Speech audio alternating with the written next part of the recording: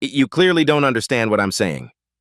Professor Sterling switched to Arabic mid-sentence, his eyes locked on Amara Johnson in the back row. His voice carried the smugness of someone who thought he held all the power. This ignorant girl probably thinks I'm complimenting her. He gestured dismissively at Amara while continuing in Arabic. Look at her blank expression. Typical. The other students shifted uncomfortably. They couldn't understand the Arabic, but Sterling's tone made his intent crystal clear. He stepped closer to Amara's desk, his voice growing more insulting. Your kind doesn't belong in serious academic spaces. You're here because of pity, not merit. Sterling turned back to the class, still speaking Arabic. She sits there like a confused child. This is what lowered standards give us. Amara remained perfectly still. Her face showed no reaction, no anger, no hurt. But her eyes held something dangerous, complete understanding. Have you ever watched someone humiliate themselves without even realizing it? Amara's mind flashed back to childhood dinners in Damascus. Her father's voice echoed through embassy halls, switching effortlessly between Arabic dialects as he negotiated with foreign ministers. She was 3 years old when she first spoke Arabic, 5 when she corrected a translator's mistake during a diplomatic meeting, 12 when she realized other kids didn't grow up with 5 languages swirling through their daily conversations. But American universities were different. Here, she'd learned to stay invisible. Sterling continued his Arabic tirade, emboldened by her silence. She probably thinks Arabic is just one language. These people have no concept of dialectical complexity. His confidence grew with each insult. I bet she's never even heard classical Arabic spoken properly. Her exposure is probably limited to whatever broken dialect her grandmother mumbles. Amara's jaw tightened almost imperceptibly. Her grandmother spoke 7 languages fluently and held 2 doctorate degrees. Watch this, Sterling announced to the class in Arabic. I'll use some advanced grammatical structures. She'll sit there nodding like she understands, but her eyes will give away her complete confusion. He launched into a complex explanation of Quranic Arabic grammar, deliberately using the most sophisticated constructions he knew. His voice carried the arrogance of someone showing off. See? Look at her face. Blank stare. No comprehension whatsoever. But Amara wasn't confused. She was angry, not just at Sterling's words, but at his butchered pronunciation. His grammar was technically correct, but culturally tone-deaf. He was mixing classical Arabic with modern standard Arabic like a student who'd learned everything from textbooks. Her father had taught her that language carried dignity, that Arabic wasn't just words, but the heartbeat of civilizations. Sterling was murdering that heartbeat with every mispronounced syllable. Perhaps our silent friend would like to contribute to the discussion. Sterling's Arabic grew more mocking. Oh, wait, she can't understand a single word I'm saying. The classroom held its breath. Some students looked embarrassed for Sterling, others seemed uncomfortable with the obvious cruelty. Amara slowly raised her head. Her hood fell back, revealing her face fully for the first time. Her dark eyes met Sterling's with laser focus. Something had shifted. The quiet girl in the corner was gone. Amara stood up slowly. Her chair scraped against the floor with deliberate precision. Every eye in the room locked onto her. When she spoke, her voice carried the authority of generations. Professor Sterling. The words came out in flawless classical Arabic, each syllable pronounced with crystalline perfection. Your grammatical analysis contains several fundamental errors. The classroom exploded into stunned silence. Sterling's face was drained of color. Amara continued, her Arabic flowing like music. You've confused the subjunctive mood with the jussive. Your pronunciation suggests you learned from recordings rather than native speakers, and your cultural context is completely wrong. Students fumbled for their phones. This was happening. This was actually happening. Sterling's mouth opened and closed like a fish gasping for air. That's impossible. I can't do what? Amara switched to Egyptian Arabic, her accent shifting effortlessly. Understand the language you've been using to insult me for the past 10 minutes? The shift hit like a thunderbolt. Egyptian Arabic sounded completely different from classical. Students who thought Arabic was just Arabic suddenly understood they were witnessing something extraordinary. Or perhaps, she continued now in Levantine Arabic, you thought I couldn't recognize that you've been mispronouncing the pharyngeal consonants throughout your entire lecture? Sterling stumbled backward. How are you? Where did you? Amara's voice grew stronger. You said my people don't understand academic excellence. She switched to Moroccan Arabic, the dialect flowing like liquid silver. You said I was here because of pity, not merit. She stepped forward, her presence commanding the room. You said I probably think Arabic is just one language. Now she switched to Gulf Arabic, each transition seamless and natural. You were wrong about everything, Professor. The transformation was complete. The quiet girl in the hoodie had become a linguistic virtuoso. Students leaned forward, mesmerized. Your accent places you as someone who studied Arabic at university level but never lived in an Arabic-speaking country, Amara said, returning to English. Your vocabulary is academic but not cultural. You know the rules but not the rhythm.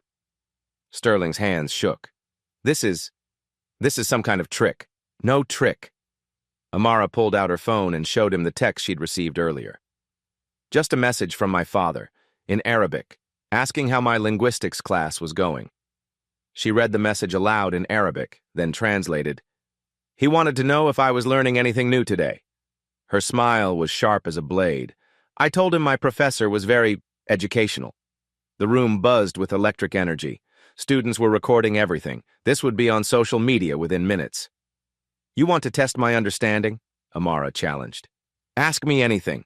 Classical poetry, modern political discourse, religious texts, regional dialects from Morocco to Iraq. Sterling's academic facade crumbled completely. I don't understand how. Where did you? I grew up in Arabic, Amara said simply. While you were studying it like a dead language, I was living it like a breath. She gestured toward his textbook. That book you're teaching from? I read it when I was 14. The author got 3 major historical references wrong. A student in the front row whispered, "Oh my God." Another said, "Are you getting this?" Sterling tried to regain control. Academic credentials still matter. Formal training still matters? Amara interrupted. Your formal training just got demolished by someone you assumed was intellectually inferior. She walked to the whiteboard and wrote out a complex Arabic sentence in perfect calligraphy. Translate this. Sterling stared at the board. The sentence used advanced grammatical structures he'd never encountered. I need to look this up. It's a line from Al-Mutanabi, Amara said. 10th century, but you wouldn't know that because you study Arabic like a language instead of understanding it like a culture. The pause stretched like a held breath. 23 students watched their professor's authority dissolve in real time. The hierarchy they'd accepted without question had just been turned upside down. Amara looked around the room. Does anyone else think I don't belong here? Dead silence. Sterling's world had just collapsed, and everyone had witnessed it happen. To understand what happened next, you need to know who Amara really was. Dr. Omar Johnson wasn't just any father. He was America's most respected Arabic scholar and diplomat. For 25 years, he'd served in U.S. embassies across the Middle East, bridging cultures through language. Amara's first words weren't mama or dada. They were welcome in Arabic. She spoke it before she could walk. Her childhood was a tapestry of languages. Embassy dinners in Jordan, where she chatted with foreign ministers' children in perfect regional dialects. Market trips in Morocco, where vendors taught her local expressions while her mother handled diplomatic business. School in Syria, where she learned classical Arabic alongside kids who'd grown up with it. By age 10, Amara was translating for American diplomats who struggled with regional dialects. By 15, she was sitting in on peace negotiations, catching nuances that professional interpreters missed. But America was different. Her first day at Roosevelt High, she'd enthusiastically corrected her Spanish teacher's pronunciation. The teacher's response still echoed in her mind. Some students need to learn when to speak and when to listen. The message was clear. Smart girls, especially black smart girls, were supposed to stay quiet. So she did. College meant starting over. New chance, new rules. But the same patterns emerged. Professors who assumed her financial aid was charity. Students who looked surprised when she answered questions correctly. Amara learned to sit in the back rows, to wear hoodies that hid her face, to let others shine while she absorbed everything like a sponge. Her father knew she was hiding. Your gift isn't meant to be buried, he'd tell her during their weekly calls. Language is meant to build bridges, not walls. But Amara had seen what happened to bridges in academic spaces. They got burned. So she cleaned tables at the campus coffee shop to pay tuition, studied alone in library corners, kept her multilingual brilliance locked away like a dangerous secret. Until today. Until Professor Sterling decided to humiliate her in a language he thought she couldn't understand. Until her father's daughter remembered who she really was. Some gifts are too powerful to stay buried forever.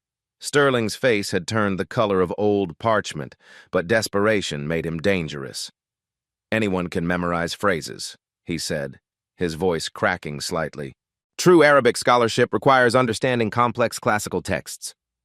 He rushed to his desk, hands shaking as he pulled out a leather-bound manuscript. "This is 12th century Arabic poetry, pre-Islamic tribal verse. Graduate students struggle with this." Sterling placed the ancient text in front of Amara like a gauntlet thrown down. "If you're so gifted, translate this. Prove your understanding goes beyond party tricks." The classroom leaned forward. Phones zoomed in on the yellowed pages covered in flowing Arabic script. Amara glanced at the text for maybe 30 seconds. Her lips moved silently as she read. "This is from the Wandering King poet," she said calmly. "6th century, not 12th. You've misdated your manuscript by 600 years. Sterling's eyes widened. That's impossible. The manuscript catalog clearly states, "The catalog is wrong." Amara's finger traced the ancient letters. "Look at the calligraphy style. These letter forms are characteristic of early script. The binding suggests it's a later copy, but the original text is definitely 6th century. She began translating, her voice carrying the rhythm of ancient poetry. "Stop. Let us weep at the memory of my beloved, at the traces of her encampment by the edge of the twisted sands."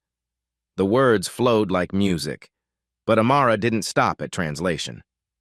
"The poet is establishing the classic opening of the praise poem," she explained. "The mourning section where he grieves lost love. But notice how he uses the imperative stop. He's commanding his companions, showing his authority even in grief." Students frantically took notes. This was graduate-level analysis delivered with professorial authority. The geographical references were real places in pre-Islamic Arabia. The poet isn't just being poetic, he's anchoring his emotion in a specific landscape because tribal poetry was oral tradition. Listeners needed landmarks to remember the verses. Sterling grabbed another book, desperation making him reckless. "Fine. What about modern political Arabic? That's completely different." He found a recent news article on his tablet, something about Middle Eastern diplomacy. "Translate this. Real-time political discourse with contemporary terminology." Amara scanned the screen.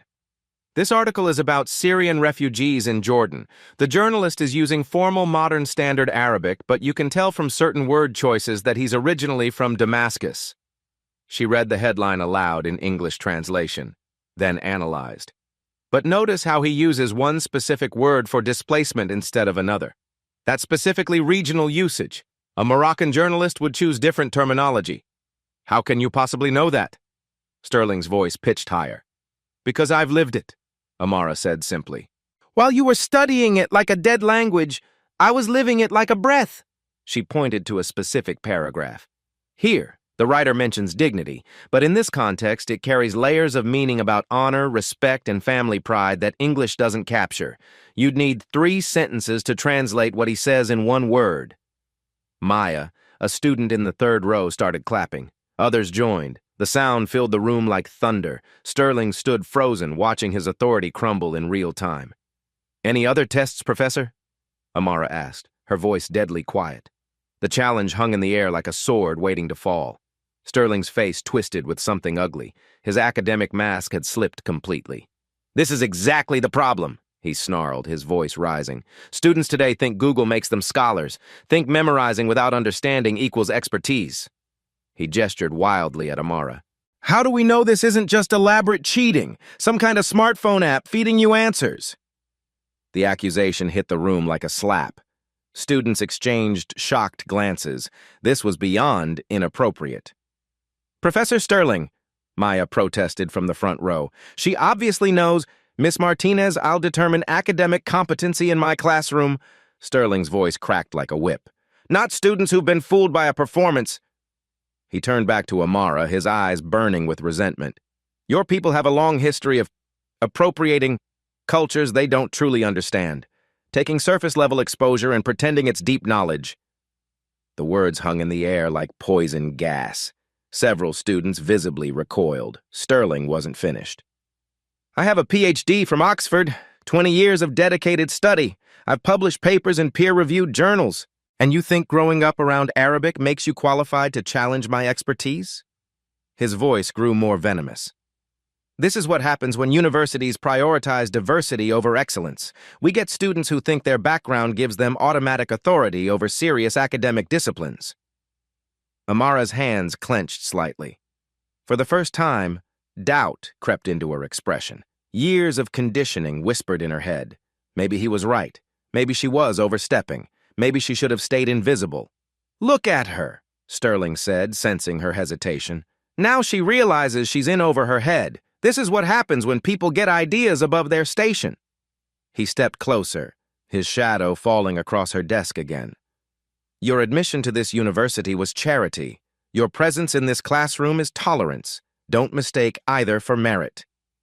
The pause stretched like a held breath. Amara felt the weight of every stare. The phone cameras pointed at her. The viral video that would follow her forever. Maybe she should apologize, back down, disappear into her hoodie, and never speak up again. Sterling smiled, thinking he'd won. Perhaps our little display is over. Can we return to actual learning now? But then the classroom door opened. Dr. Margaret Mitchell, head of the linguistics department, stepped inside. Her heels clicked against the floor with authority. Professor Sterling, she said, her voice carrying the quiet power of real leadership. I couldn't help but overhear from the hallway. It sounded like quite an animated discussion about Arabic linguistics. Sterling's face went pale. Dr. Mitchell, we were just addressing some misconceptions. Misconceptions? Dr. Mitchell's eyebrow arched. From what I heard, someone was demonstrating remarkable fluency in multiple Arabic dialects. I'm quite interested to meet this scholar. The power dynamic shifted instantly. Real authority had entered the room. Actually, Dr. Mitchell continued, consulting her tablet. I came to discuss our new State Department partnership. They're looking for advanced Arabic speakers for a cultural preservation project. She looked around the room with interest. Perfect timing, it seems. Sterling's confidence evaporated completely.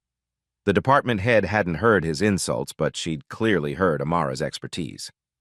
Now, Dr. Mitchell said with a smile, who was demonstrating this impressive Arabic knowledge? I'd very much like to hear more. 23 pairs of eyes turned toward Amara. The moment of truth had arrived. Dr. Mitchell's presence transformed the room's energy instantly. Her reputation preceded her, fair, brilliant, and utterly intolerant of academic prejudice. Dr. Mitchell, Sterling stammered, we were just having a classroom discussion about Arabic dialectical variations. So I heard. Mitchell's smile was sharp as surgical steel. And from what I gathered, someone demonstrated exceptional knowledge of regional linguistic patterns. She pulled out her tablet and consulted her notes. Actually, your timing is perfect. The State Department just awarded us a major grant for Arabic dialect preservation. We need someone with advanced cultural fluency. Sterling's eyes lit up with desperate hope. My graduate students have excellent qualifications. I could recommend several candidates who— Wonderful, Mitchell interrupted smoothly. Perhaps we could hear a demonstration? I have a diplomatic translation here that's been giving our graduate program some trouble. She held up an official document. This is from recent negotiations in Jordan. It requires understanding of both formal diplomatic Arabic and regional cultural context. Sterling practically lunged forward. Of course, I'd be happy to demonstrate the proper approach to diplomatic translation. He took the document with shaking hands, his voice gaining confidence as he began translating. But within seconds, his mistakes became obvious.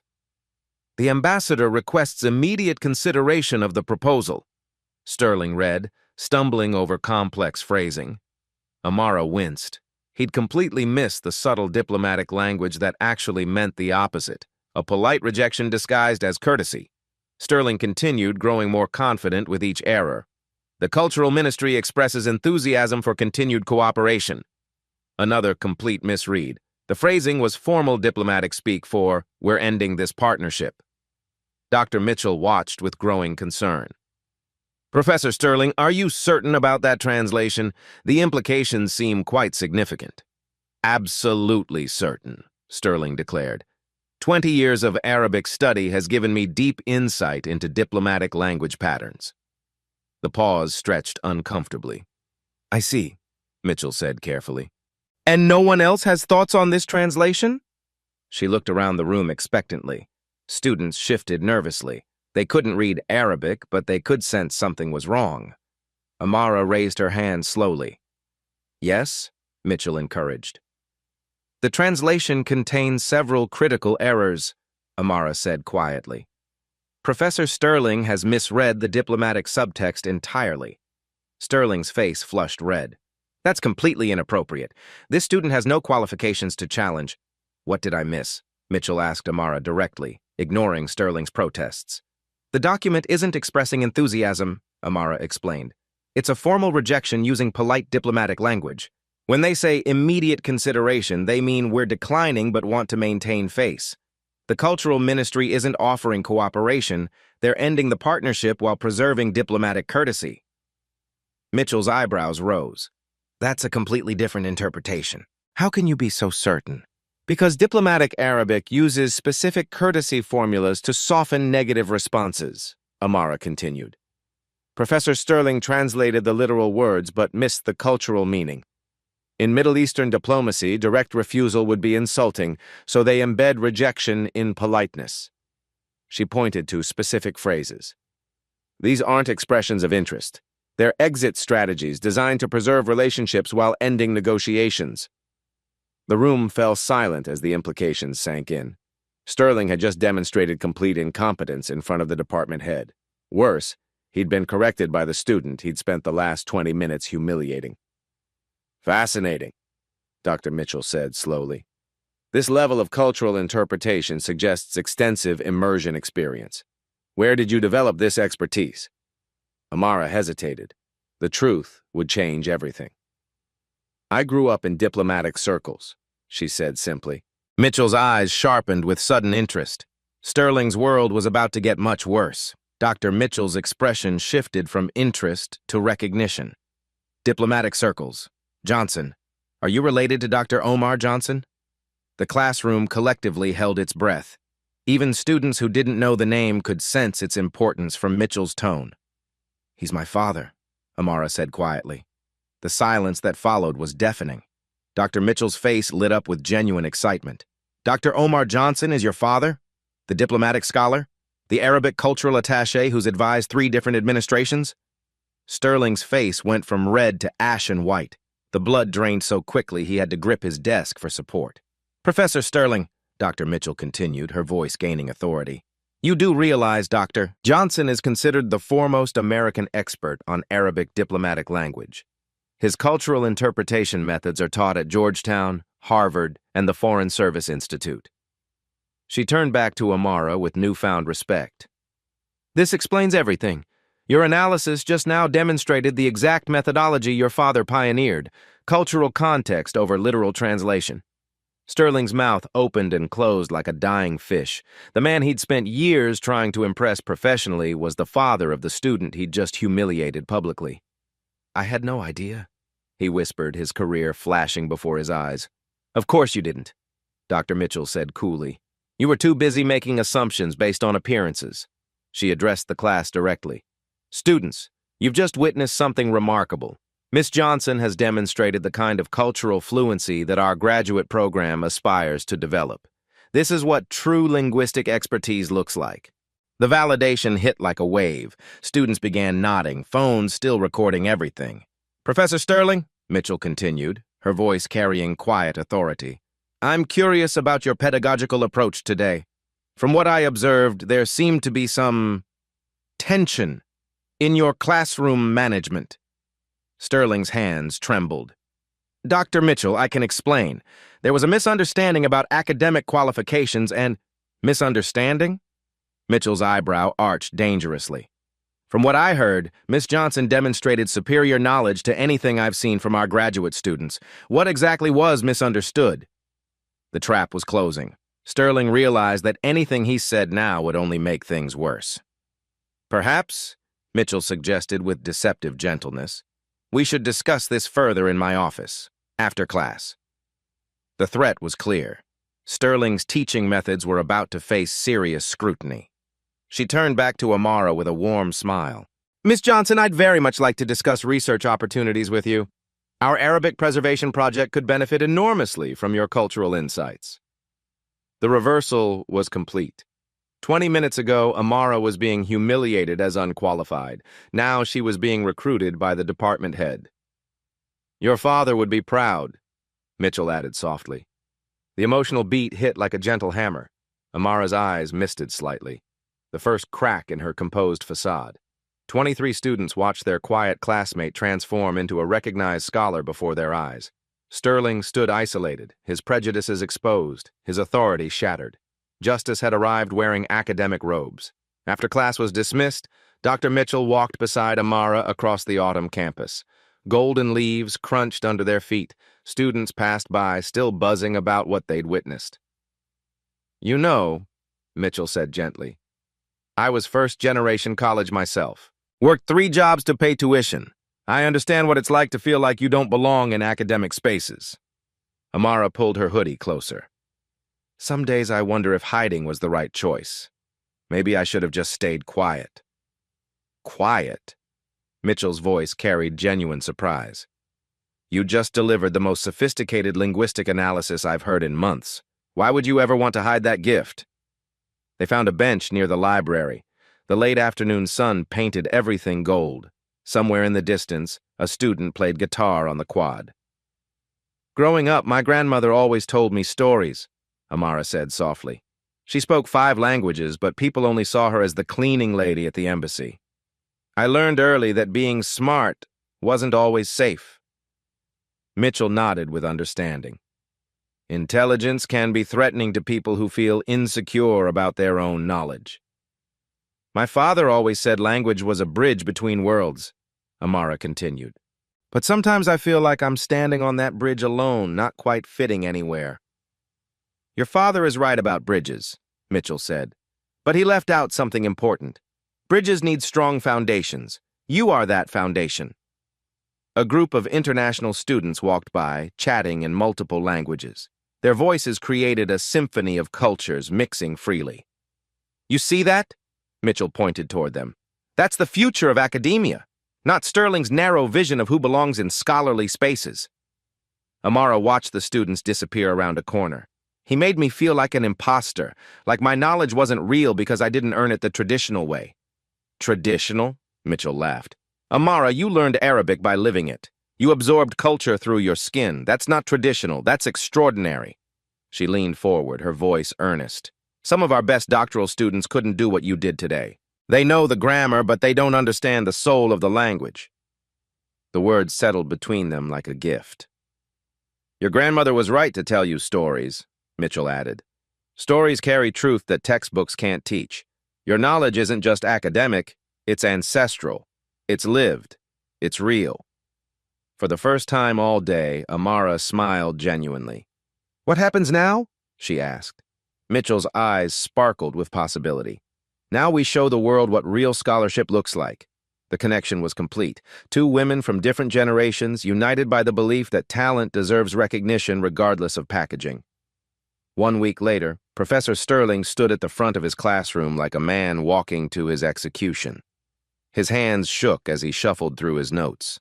The past 7 days had been torture. Videos of his humiliation had gone viral. Students whispered in hallways. Colleagues avoided eye contact. But today would be different. Today would restore his reputation. "Class," he announced with forced enthusiasm, "we have a very special guest lecturer, a distinguished scholar whose expertise in Arabic linguistics is renowned worldwide." Sterling's voice gained confidence as he warmed to his prepared speech. "Dr. Omar Johnson has served as cultural attaché to 5 different Middle Eastern countries. His work on diplomatic Arabic has influenced international policy for decades." Students looked up with interest. This sounded impressive. "Dr. Johnson has graciously agreed to share his insights on Arabic and international relations." This is truly an honor for our humble program. Sterling straightened his tie. He'd spent the entire week preparing for this moment. Today, he would impress the great Dr. Johnson. Today, he would prove his scholarly worth. The classroom door opened. Dr. Omar Johnson entered with the quiet dignity of a man who'd spent decades in diplomatic circles. Tall, distinguished, wearing a perfectly tailored Navy suit, his presence commanded immediate respect. Sterling practically bounced with excitement. Dr. Johnson, welcome to our Advanced Arabic Linguistics course. I cannot express how honored we are to have such a distinguished scholar grace our classroom. Dr. Johnson nodded politely and scanned the room. His eyes stopped briefly on the back corner where Amara sat in her usual hoodie. The slightest smile crossed his face. Thank you, Professor Sterling. I'm delighted to be here. Sterling launched into an elaborate introduction detailing Dr. Johnson's credentials, his publications, and his diplomatic achievements. The performance was painful to watch. Perhaps, Dr. Johnson said gently, we could begin with some practical examples. I find students learn best through demonstration.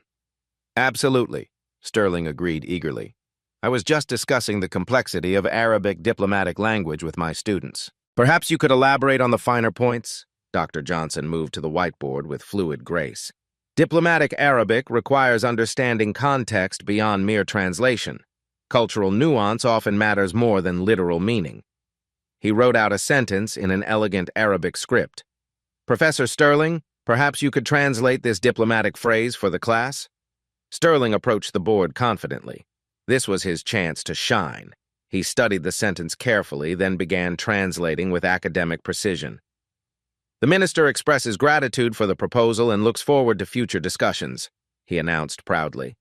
Dr. Johnson's expression remained diplomatically neutral. Interesting interpretation. And you're confident about that translation? Absolutely, Sterling declared.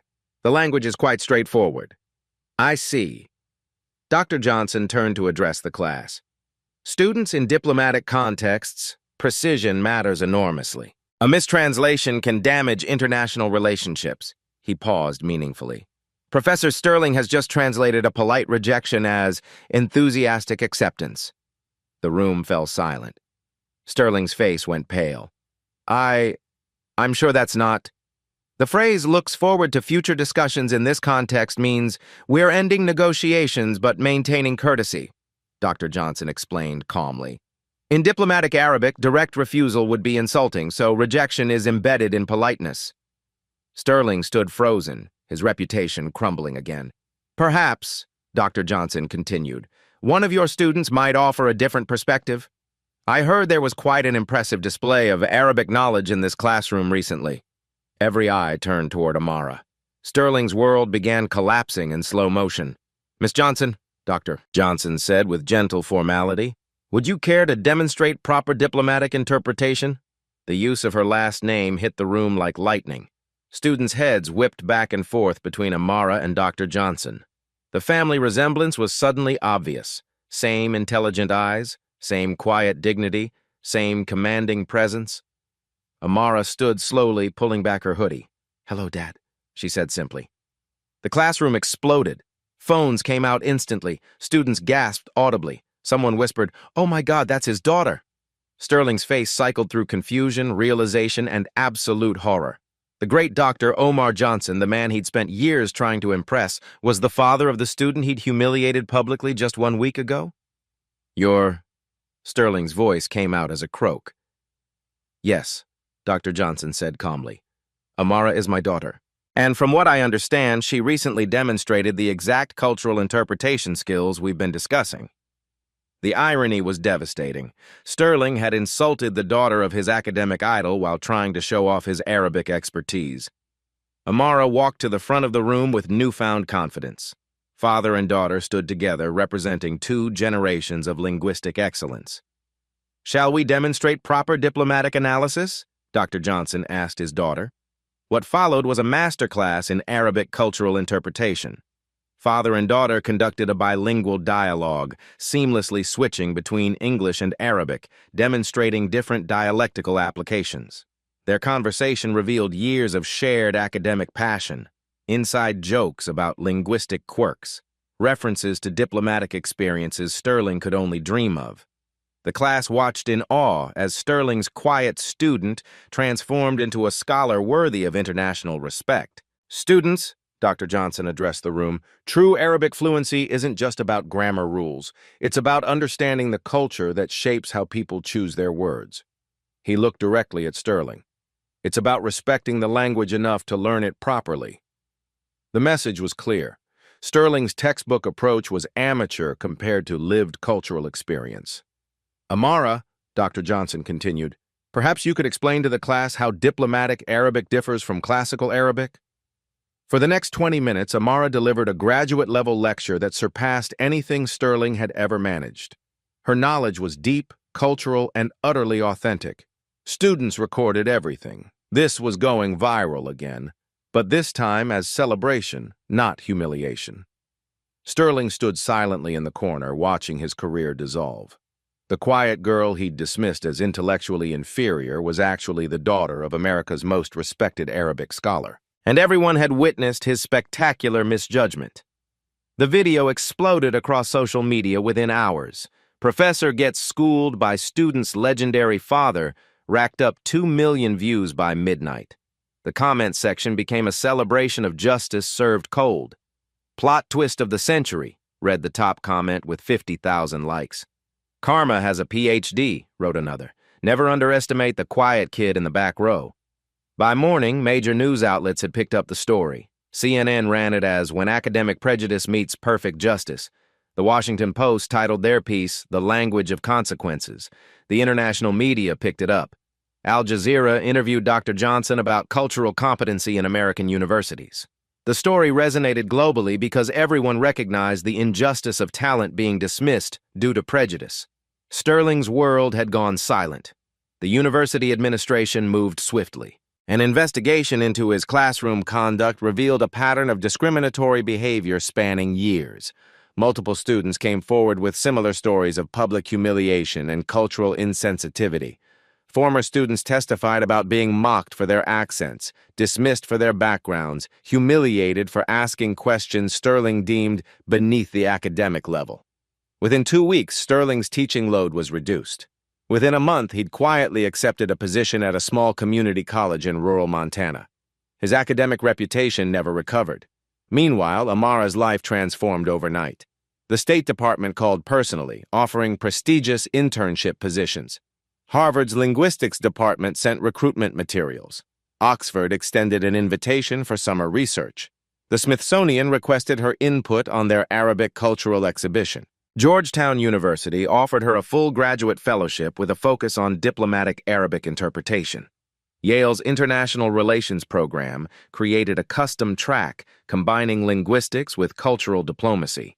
The same week, Dr. Mitchell announced the creation of the Dr. Omar Johnson Scholarship for Cultural Linguistic Excellence, a full-ride program for students from underrepresented backgrounds who demonstrated exceptional cultural language skills. Amara was its first recipient. The scholarship ceremony took place in the university's grand auditorium. Local media covered the event. The mayor attended. Senator Williams sent a congratulatory letter read aloud to the audience. Representatives from 12 different embassies came to honor the Johnson family's diplomatic service. Dr. Johnson sat in the front row, his pride visible from space. 6 months ago, Amara addressed the packed auditorium. I sat in the back of classrooms hiding my abilities because I thought being different meant being less worthy. Her voice carried the confidence of someone who'd found their true strength. One professor's prejudice taught me that staying silent isn't protection, it's surrender. Your gifts aren't meant to be hidden. They're meant to build bridges between worlds that have forgotten how to speak to each other. The audience erupted in a standing ovation. Students waved flags from their home countries. Faculty members wiped away tears. But the most meaningful moment came after the ceremony. Dr. Johnson approached the podium carrying a small, leather-bound book wrapped in silk cloth. The auditorium fell silent as father faced daughter. This belonged to your great-grandmother Fatima, he said, his voice thick with emotion. She carried it from Morocco to America in 1952. It's a collection of Arabic poetry that sustained her through the hardest years of her life. He unwrapped the cloth carefully, revealing an ancient book with gold-embossed Arabic calligraphy on the cover. She worked as a seamstress during the day and studied English at night. People told her Arabic was useless in America, that she should forget her language and assimilate completely. Dr. Johnson placed the book in Amara's hands.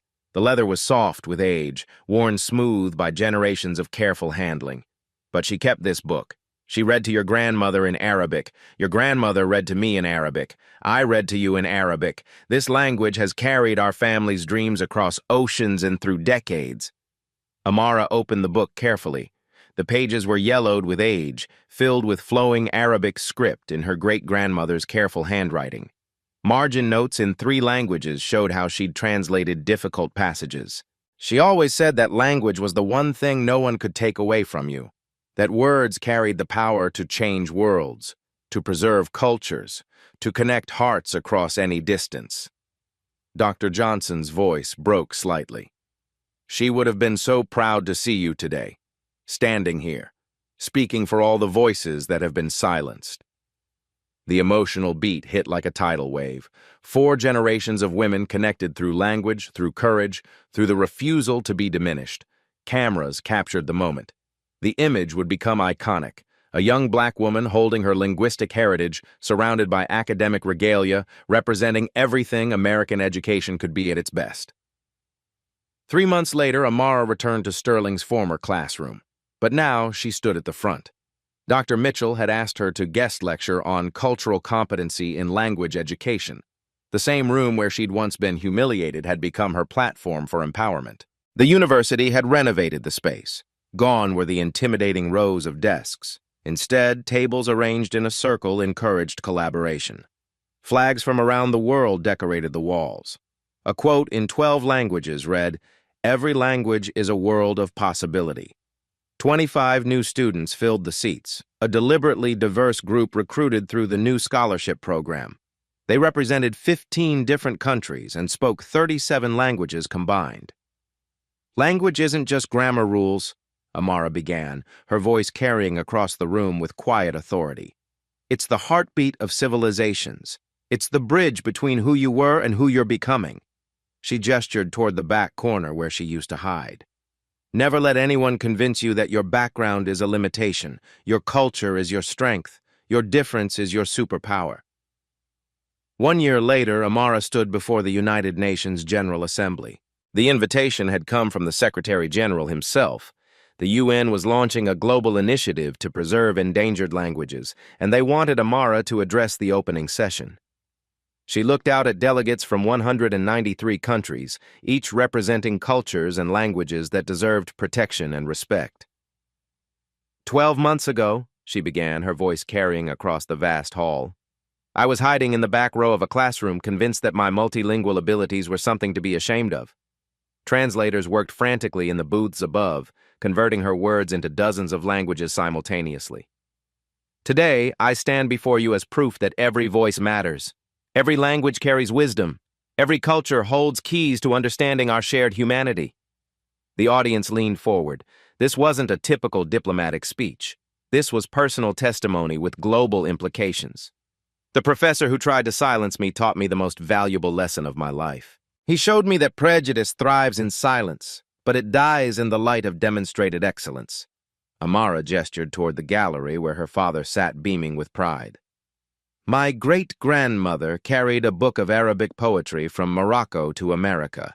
She was told to forget her language, to abandon her culture. Instead, she planted seeds that grew into trees of knowledge spanning 4 generations. She held up the ancient book, now carefully preserved in a protective case. This book represents millions of stories, families who preserved their languages despite pressure to assimilate, students who code-switched between cultures, children who served as translators for parents navigating new countries. The emotional weight of the moment settled over the assembly. But how many brilliant minds have we lost to silence? How many languages have disappeared because we failed to recognize their value? How many children have hidden their gifts because they were told they didn't belong? Delegates from small nations nodded with recognition. They understood the pain of linguistic marginalization. The solution isn't just tolerance. It's a celebration. It's creating spaces where multilingual minds can flourish. It's recognizing that diversity of thought requires diversity of language. Amara's voice gained strength with each word. Every person in this room speaks at least 2 languages. You are bridges between worlds. You carry the power to connect cultures that might otherwise remain divided. She looked directly at the youth delegate section. To every young person watching this, hiding their linguistic abilities, afraid to stand out, your voice is needed. Your perspective matters. The world is waiting for the bridges only you can build. The assembly hall buzzed with energy. This wasn't just a speech about language preservation, it was a call to action for human dignity. The professor who humiliated me is now teaching basic English at a community college. His prejudice cost him everything. But his attempted silencing of my voice ultimately amplified it to reach this global stage. Amara paused, letting the irony sink in. Sometimes the people who try to diminish us end up elevating us higher than we ever imagined possible. She closed with her great-grandmother's favorite saying, translated directly, "The tree that bends in the storm survives, but the tree with deep roots grows tall." Your linguistic heritage is your root system. Draw strength from it. Grow tall with it. But never let anyone convince you to uproot it. The standing ovation lasted 5 full minutes. That evening, Amara's speech trended globally in 15 languages. Students from universities worldwide shared their own stories of linguistic discrimination and triumph. Language's strength became a movement. Universities began implementing cultural competency training for faculty. The Johnson Scholarship Program expanded to 50 schools. Congressional hearings examined discrimination in higher education. But the most meaningful response came from a message forwarded by Dr. Mitchell. "Dear Amara," it read, "my name is Sophia. I'm a freshman who speaks 4 languages but never raised my hand in class because I was afraid of my accent. After watching your UN speech, I answered a question in my philosophy class today. The professor said my perspective was exactly what the discussion needed. Thank you for showing me that the difference isn't less than, it's more than that." Amara smiled, remembering her own journey from silence to voice. She opened her laptop and began typing her response to Sophia. Then to the hundreds of other students who'd reached out. The cycle continued, voices finding other voices, bridges building more bridges.